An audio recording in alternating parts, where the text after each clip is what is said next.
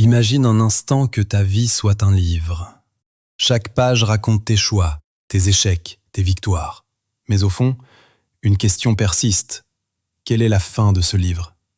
Est-ce simplement la poussière du temps, ou bien existe-t-il une espérance qui dépasse la mort, une vie qui commence après la dernière page? C'est ici que la Bible introduit deux mots puissants, deux réalités qui ont traversé les siècles, le salut et la grâce. Deux termes qui pour beaucoup semblent mystérieux, mais qui renferment en réalité le cœur même du message chrétien. 1. Qu'est-ce que le salut? Le mot salut vient du latin salvus, qui signifie être sauvé, guéri, libéré. Dans la Bible, le salut est bien plus qu'une simple délivrance extérieure. Il s'agit de la restauration de la relation entre l'homme et Dieu, rompue par le péché. Paul l'explique ainsi. Tous sont péchés et sont privés de la gloire de Dieu. Et ils sont gratuitement justifiés par sa grâce, par le moyen de la rédemption qui est en Jésus-Christ. Romains 3, 23 à 24.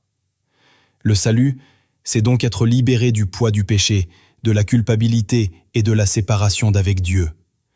C'est une nouvelle vie, une réconciliation et surtout une espérance éternelle.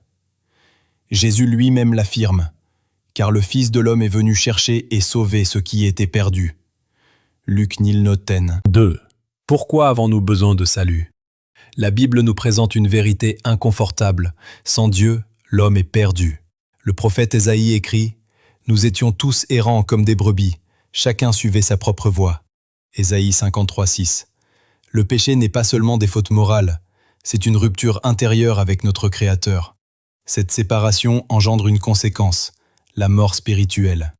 Car le salaire du péché, c'est la mort, mais le don gratuit de Dieu, c'est la vie éternelle en Jésus-Christ notre Seigneur.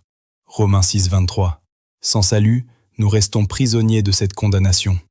3e, la grâce, le cœur du salut. Le mot grâce signifie faveur imméritée. C'est l'amour de Dieu offert gratuitement, sans que nous puissions l'acheter ou le mériter. Paul le résume magnifiquement. Car c'est par la grâce que vous êtes sauvés, par le moyen de la foi. Et cela ne vient pas de vous, c'est le don de Dieu. Ce n'est point par les œuvres, afin que personne ne se glorifie. Éphésiens 2, 8 à 9.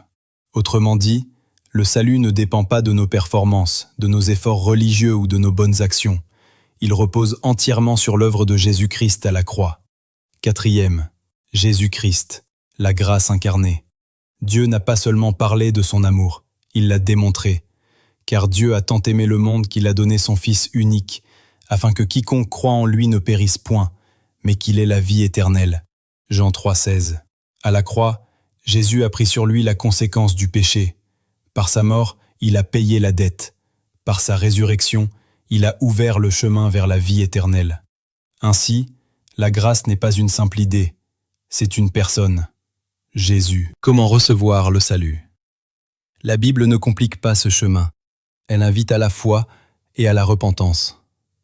Paul écrit « Si tu confesses de ta bouche le Seigneur Jésus, et si tu crois dans ton cœur que Dieu l'a ressuscité des morts, tu seras sauvé. » Romains 10, 9.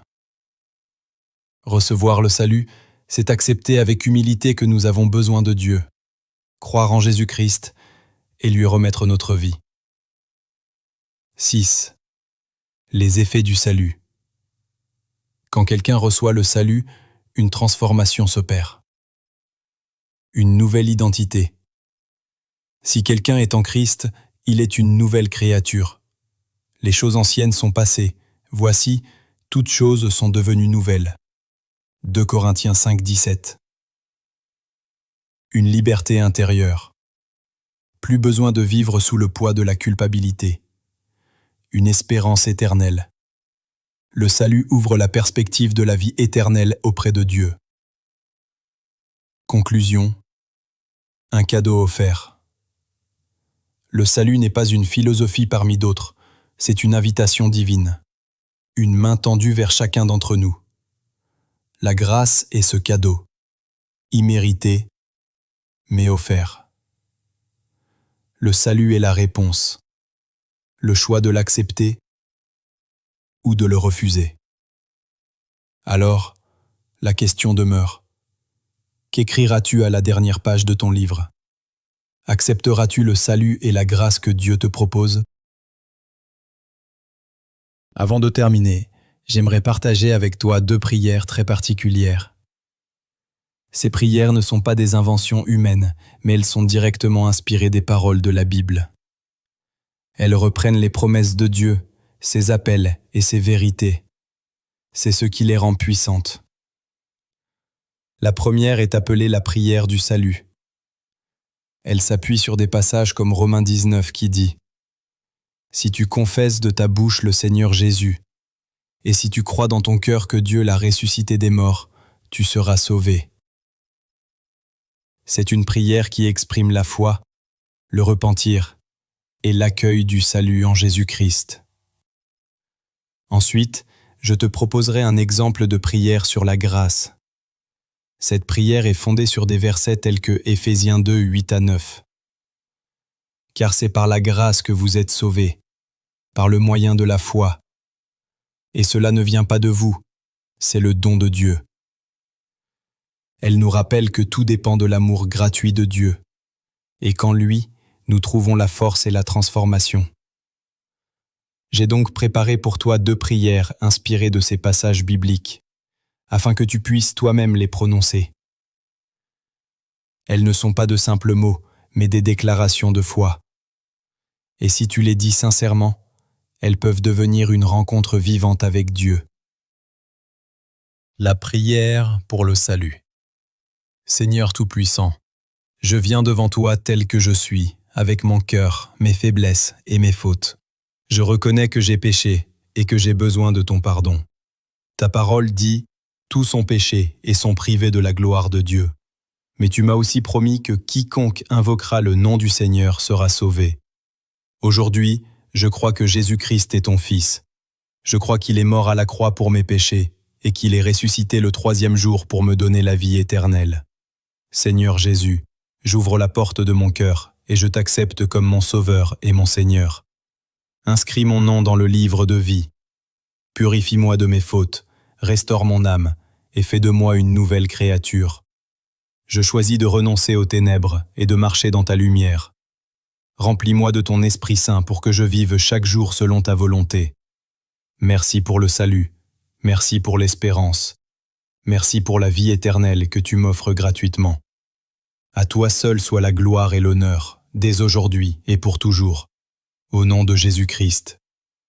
Amen. La prière pour la grâce. Père céleste, je viens devant ton trône de grâce comme ta parole m'y invite. Approchons-nous donc avec assurance du trône de la grâce afin d'obtenir miséricorde.